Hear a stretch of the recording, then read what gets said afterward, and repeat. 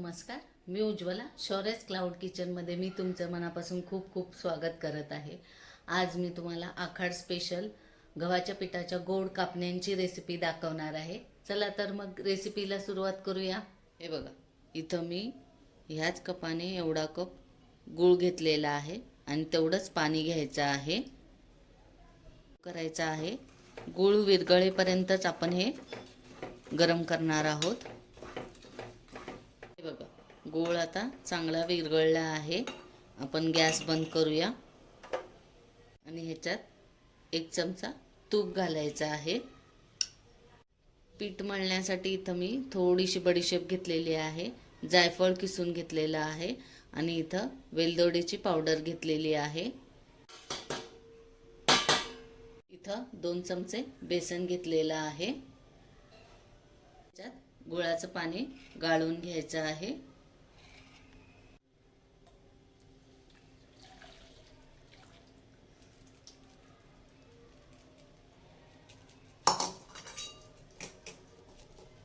हे आधी चांगलं मिक्स करून घ्यायचं आहे. आता याच्यात लागेल तेवढं गव्हाचं पीठ घालून एकदम घट्टसर गोळा मळून घ्यायचा आहे. असं घट्टसर पीठ मळायचं आहे. इथं मी एक गोळा घेतलेला आहे, तो थोडासा लाटून घ्यायचा आहे. आता ह्याच्यावरच थोडीशी खसखस घालायची आहे आणि परत लाटून घ्यायचं आहे. हे बघा, एवढ्या ह्याची मी लाटलेली आहे अशी. आता हे कट करून घेऊया. हे बघ, तिरके तिरके असे कट करायचे आहेत. असे तिरके करायचे आहेत. हे बघा,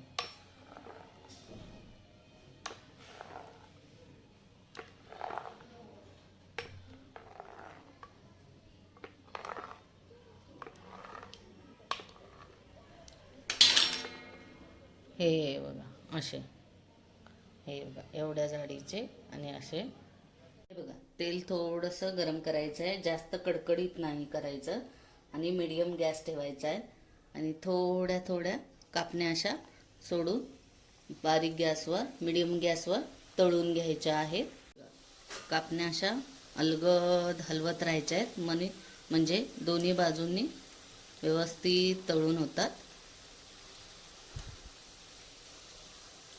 हे बघा, असे जास्त लाल नाही पण थोडेसे लालसर असे काढायचे आहेत. आता हे दोन्ही बाजूने तळून झालेले आहेत. हे एका जाळीवर काढूया. या बघा, अशा या कापण्या रेडी झालेल्या आहेत सगळ्या. हे बघा, जरासुद्धा तेलकट झालेल्या नाही आणि एकदम खुसखुशीत अशा झालेल्या आहेत. कशी वाटली माझी ही रेसिपी? तुम्ही घरी करून बघा. आवडली तर मला कमेंटमध्ये नक्की कळवा. हा व्हिडिओ शेवटपर्यंत बघितल्याबद्दल मनापासून खूप खूप धन्यवाद. हा व्हिडिओ आवडला असेल तर माझ्या शौर्यस क्लाउड किचनला लाईक, शेअर आणि सबस्क्राईब करायला विसरू नका. याआधी पण ज्यांनी माझ्या शौर्यस क्लाउड किचनला लाईक, शेअर आणि सबस्क्राईब केलेले आहे त्यांचे मनापासून खूप खूप धन्यवाद.